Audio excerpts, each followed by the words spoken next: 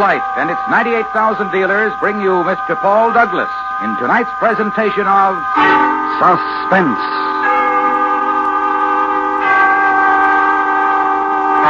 Tonight, Autolite presents the exciting report of one man's efforts to prevent a national tragedy. It is based on fact, with only names and places changed. The story is called Man Alive. Our star, Mr. Paul Douglas.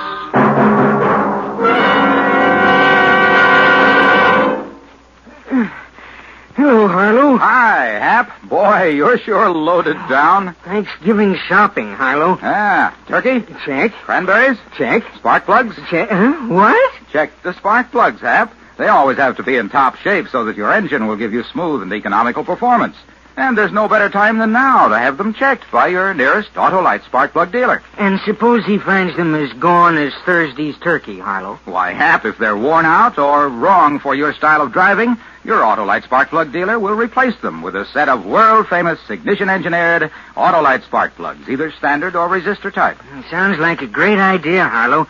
Where do I locate my Autolite spark plug dealer? Why, Hap, just phone Western Union by number and ask for Operator 25.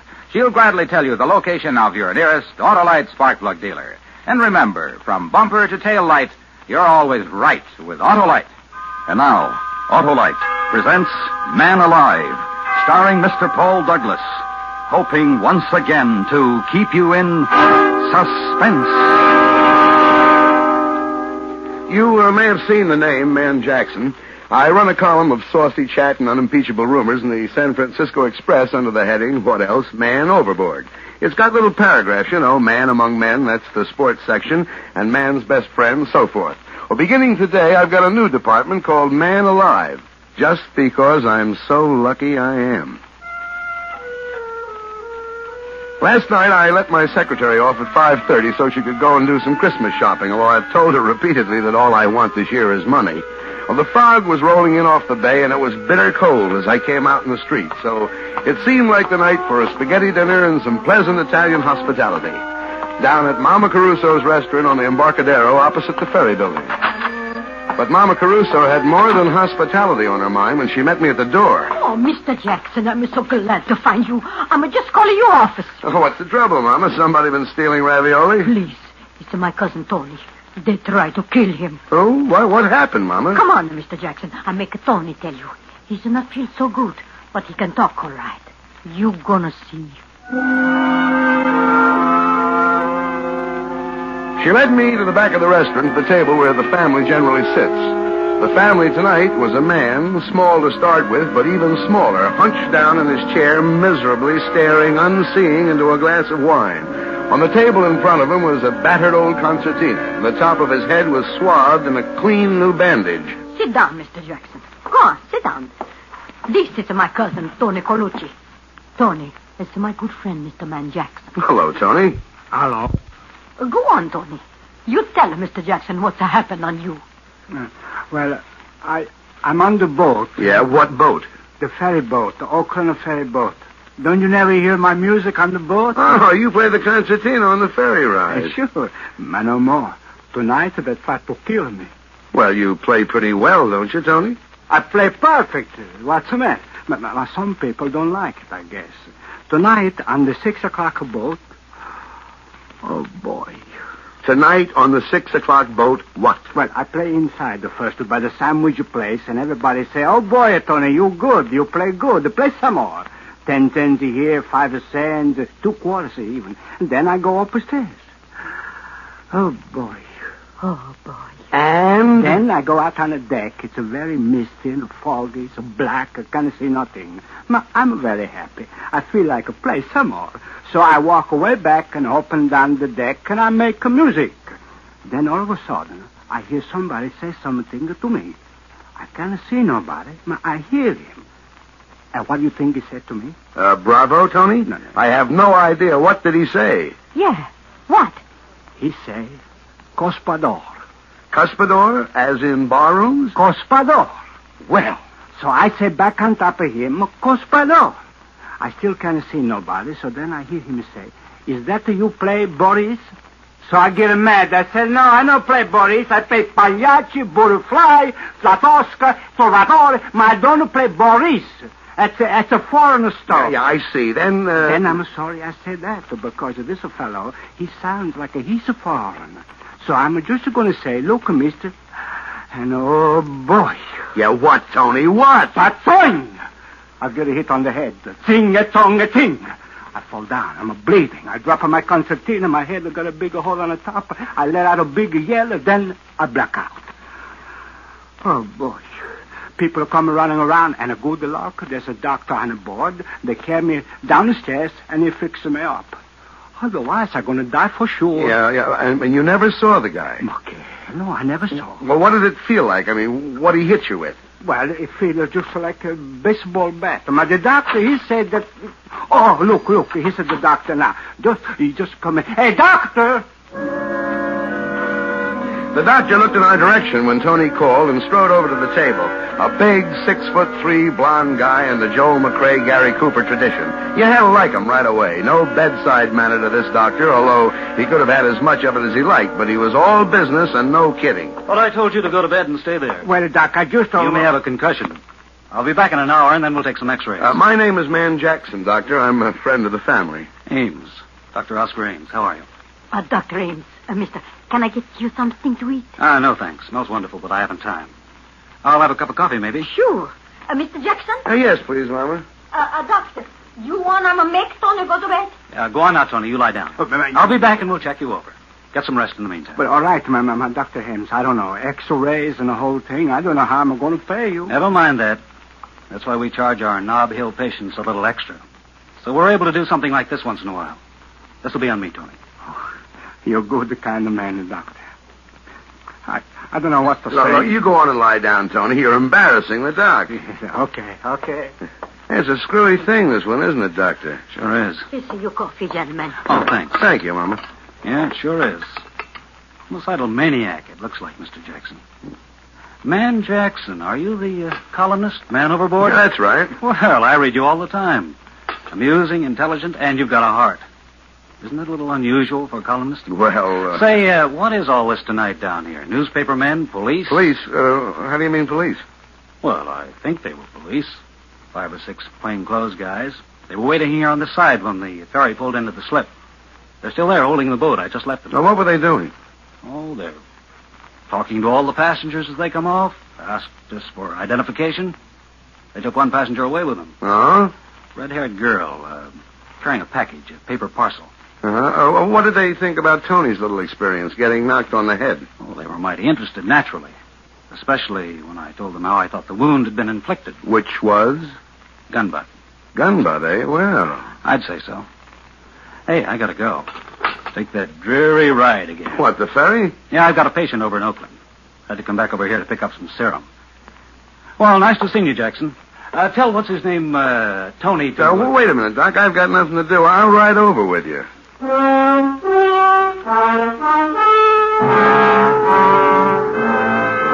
We crossed the street, went into the ferry building. Everything was normal enough in the main waiting room where I stopped to buy cigarettes and a pocket flashlight. But outside on the dock where the Oakland boat was waiting to take off, there were a number of extra characters whom you wouldn't think would have chosen a dismal, chilly night like this for waterfront lounging.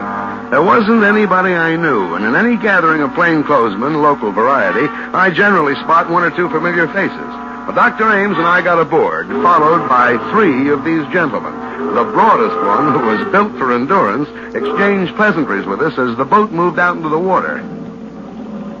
Hello, Dr. Ames. I see you didn't miss the boat. Like the old saying. No. Oh, you're one of the fellows I talked to before when we landed. That's right. I don't think I got your name. Connolly. This is Mr. Jackson. Yeah? Would that be Lieutenant Connolly or Sergeant, maybe? Just Connolly, no special title. How's the little fella doing, Doctor? Colucci. Tony? He's under care. He, talk anymore? Is there anything interesting? I didn't talk to him. Mr. Jackson here did. Oh? Really? Really? What do you have to say? Well, you see, I'm an old friend of his family. What he told me was in confidence, and I'd really have to know a little more about who I'm telling his secrets to. I see. Jackson, your name is? Still is. Nice to meet you, Gospodin. Господин? Means nothing to you, huh? It might. Yeah, it might. Господин sounds like another word. Somebody might think you said cuspidor. It's very funny. Are you going to stay out here on deck? Well, we haven't made up our minds. Is that okay? Ought to go inside. Have a little coffee at the snack bar. Comfortable. Ride's over before you know it. Out here, it's foggy, wet, and miserable. Well, I'm going in. I'll see you later. Goodbye, Doc. Well, maybe he's right. Although I must say he's not my favorite man in the world, Mr. Conley. It is strictly pneumonia weather out here on deck. Shall we go in? Well, not just yet for me. I think I'll stretch my legs a little. Dr. Ames, where was it that Tony got conked? On the upper deck, I know, but which side? We've turned around now, starboard. Just about directly above where we're standing. Yes, right about Doc, don't point. Our friend Conley and his boys are on their way out to see us again. No, they went back in. You think they're as mysterious as they seem? Oh, definitely that. You know what made them turn back just now? Decide it wasn't necessary to check whether we were still here? No, what? Our cigarettes. They can't make us out here. It's too dark, but they can see two lighted cigarettes. I'd like to get up there on that upper deck. Looking for tomorrow's column, huh? You want to get up there and nose around where Tony was, is that it? Well, that's the idea, but those I've got in it. there... Hand me your cigarette. I'll smoke them both a yard apart. When they check, we'll both still be here. Masterful thinking, Oscar. Go ahead. I'll be here.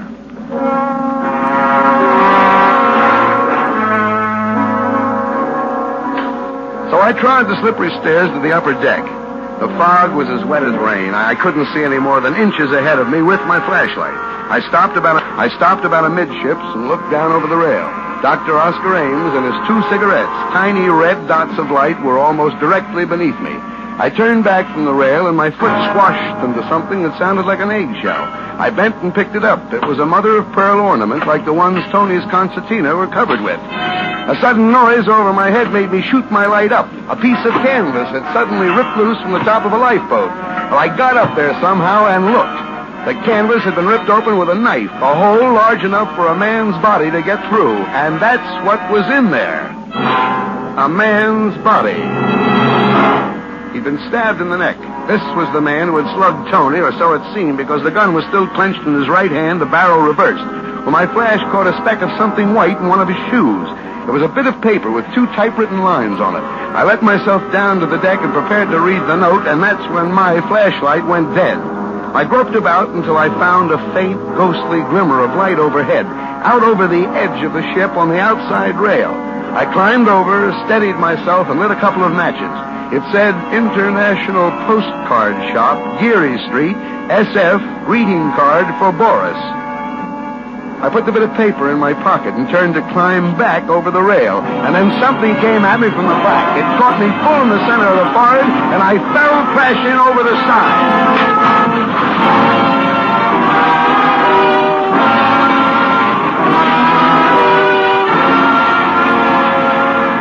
They tell you a lot about what you remember when you're going down for the third time. You know what I remembered? I remembered that Господин is Russian for comrade.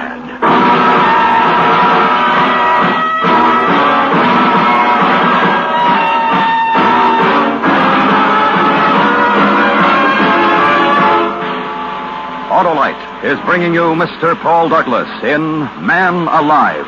Tonight's presentation in radio's outstanding theater of thrills, Suspense.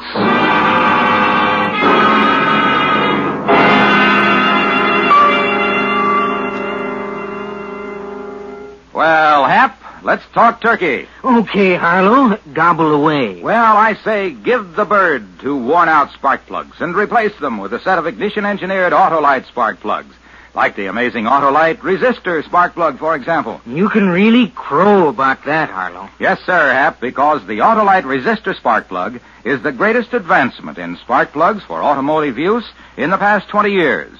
You see, the Autolite resistor spark plug has something extra, and that's the exclusive Autolite built-in 10,000-ohm resistor. Because of this exclusive extra, Autolite resistor spark plugs give you such outstanding advantages as smoother engine performance, quick starts, and double life under equal service conditions. And the Autolite resistor spark plug is only one of a complete line of ignition-engineered Autolite spark plugs for every use. So see your Autolite spark plug dealer soon. And remember, from bumper to tail light, you're always right with Autolite. And now, Autolite brings back to our Hollywood soundstage Mr. Paul Douglas in Elliot Lewis's production of Man Alive, a dramatic report well calculated to keep you in suspense.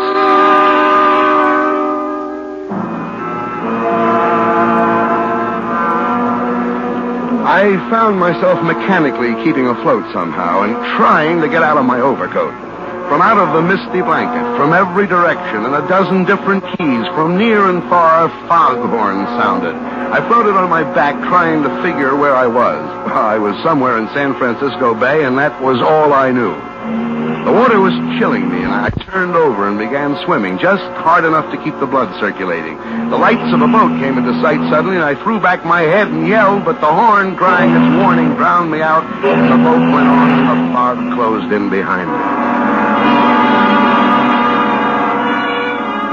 And then I found myself full of a strange, wonderful weariness. The water wasn't cold anymore. I was warm, with a comfortable, soothing numbness. My head stopped throbbing. There was no feeling at all in it now. There was nothing anywhere.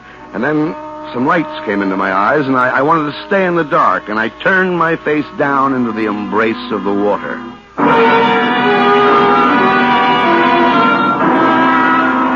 And then I wasn't where you'd expect at all. I was lying on a baggage truck that was moving. People were crowding around, walking beside the truck, staring at me. The guy in uniform wheeling me noticed I had opened my eyes. Well, hello, pal. Welcome back to the United States. Well, hello. What part of the United States? Just landing in Sausalito. Laceville. We're taking you over to the hospital. Sausalito. Hey, how long before that boat goes back to San Francisco? Leaves right away. Well, I'm going with it. Hey, wait there. You ain't in no condition. Thanks, I'll be okay. Half an hour later, shivering and shaking in my wet clothes and keeping my mouth clamped tight so my teeth wouldn't sound like a dice game, I climbed into a taxi at the ferry building and went to my apartment. There, I swallowed a half a pint of whiskey, rubbed myself with a coarse towel until my skin was sore. Then I looked in the pocket of the soggy suit I'd hung up to dry. It was still there. The piece of paper from the dead man's shoes, damp but legible. International Postcard Shop, Geary Street, SF.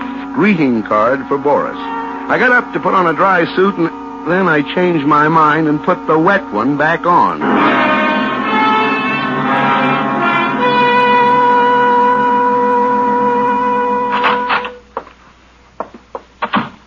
Good evening. Good evening. Are you the proprietor here? That's right, sir. 6 years at the same location. You... Oh, my goodness, is it raining out? You really got it. Dowsing, yes, I did. A nice collection of postcards. Oh, from all over, eh? South America, every place. I pride myself on having the most complete possible selection. Was there something you had especially in mind? Yes, there was. Oh? I'm looking for a greeting card for Boris. You... What's the matter? Didn't you hear me? Yes. Didn't you understand then? Well, what? it's only that I didn't exactly expect somebody like you. What did you expect? Somebody slinking around in a false mustache, wearing dark glasses and an Inverness cape? Well, you know, your type of thinking, you may not be the right man for this job. Господин. Oh, now wait, please, Mr. Lubal. I thought you were dead. You drowned. Yeah, who told you that? Well, you know. Yes, well, I didn't drown. I jumped in the water when I heard him coming. You can still see how wet I am. Oh, of course. So you escaped. Easily. Now, enough talk. Hand it over. The greeting card for Boris. Very well. Let's see, that's San Francisco, of course. He turned and reached his hand down under the counter and came up with a box marked special. From this, he extracted something and handed it to me. I took it with a knowing expression on my face, but I didn't know from nothing as to what it meant. All it was an ordinary postcard, that's all. A picture postcard showing the Golden Gate Bridge. Underneath it, the caption, Wonder Cities of the World, number 251235679, San Francisco. Nothing else. I'm afraid my mouth was open. Well, what's the matter? Matter? Don't you know how to read the name? It's so difficult, of course. Idiots. Certainly I know how. I was just admiring the work, that's all. Oh, it is excellent, isn't it? You better go now. You've been in here an awfully long time. We don't want... No, of course we don't. I'll go, Господин. Господин. I'm sorry to have been overly cautious. There is no such thing as over-caution. Oh, thank you. You were so, well, you seem like an American. So do you. I strode out into the street, clutching my postcard, but I shoved it inside my sleeve a moment later because who I saw standing under the misty glimmer of a streetlight waiting for me was my heavy-set, mysterious friend from the ferry boat, Connolly. I turned my head around and glanced down the other end of the block behind me. The other two guys were there, sure enough. They advanced slowly toward me with their hands raised, palms out, as if they were showing me they weren't carrying guns. I waited. Then all of a sudden, Connolly rushed me. I caught him on the chin, and he went down, clattering into an ash can. The other two boys grabbed me and held my arms behind me. Connolly got up, rubbing his face. I waited to get murdered. But no. All right, Joe Lewis. Bring him along.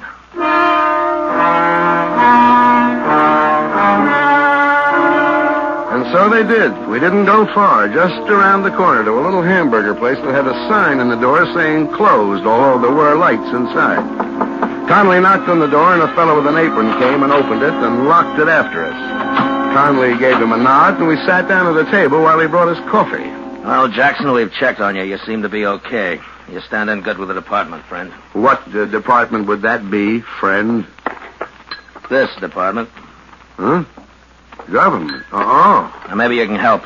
Anyhow, we don't want you going around making a noise and messing it up for us, so here it is. I'm all ears. Ever hear of a man called Boris Kargaminsky? No. Well, not many people have, even in Russia. Boris Kargaminsky is the top Soviet agent of America. He's the head man. He organizes and runs everything for him here. I see. Now, he came to this country 7 years ago and vanished. We've been trying to find him ever since. False passport, of course. That didn't help. There's nothing anywhere on Kargaminsky. No pictures, even in Russia. No fingerprints, nothing. Every lead we had, dead end.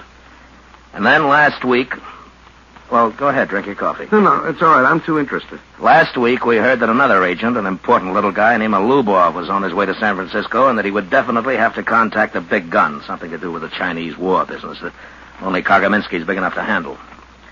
Well, our man tailed Lubov all the way out here and then lost him at the Oakland ferry. That didn't bother us very much. He called us and we were waiting on this end. But in pulls the ferry and no Lubov. Lubov was the dead man in the lifeboat. That's right. Must have been up there waiting to be contacted. And he heard Tony and his concertina, thought that this might be it. Then when he realized he'd made a mistake and uncovered himself, he conked Tony on the head. Right. And his Soviet contact got scared and stabbed Lubov. So now we're back where we started. Every passenger on the ferry was okay. What's that you're looking at? A picture postcard. I found a message on Lubov about the International Postcard Shop and a greeting for... Hey!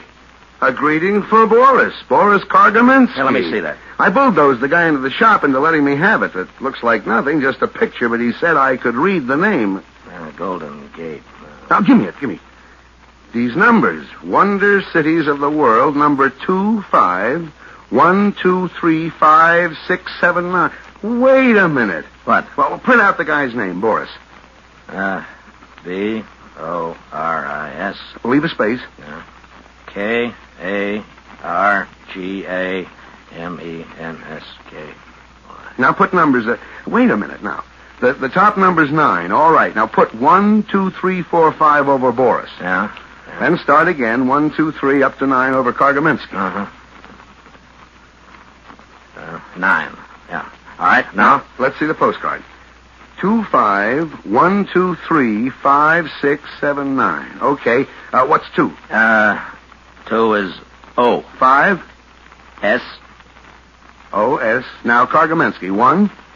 K. 2. 3. A. R. O-S-K-A-R. Oscar. Well, I guess we know the rest of it. 5, 6, 7, 9. A-M-E-S. Ames, correct? Correct. Oscar Ames. Dr. Oscar Ames. What? I was just thinking. He was worried about me catching pneumonia.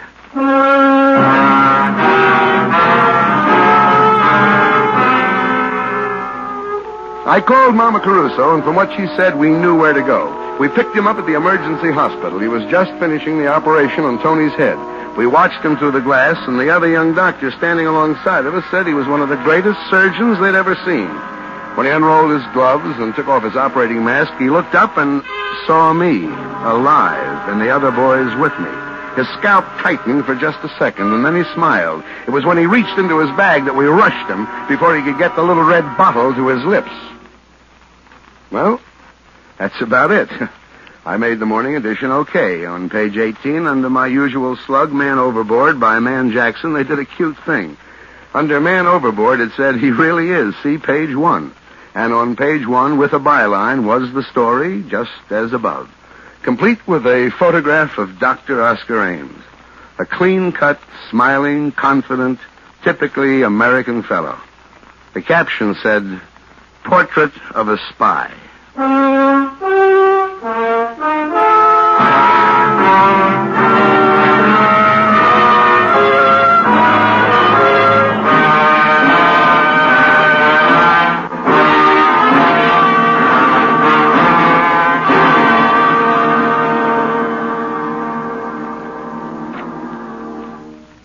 Suspense. Presented by Autolite. Tonight's star, Mr. Paul Douglas.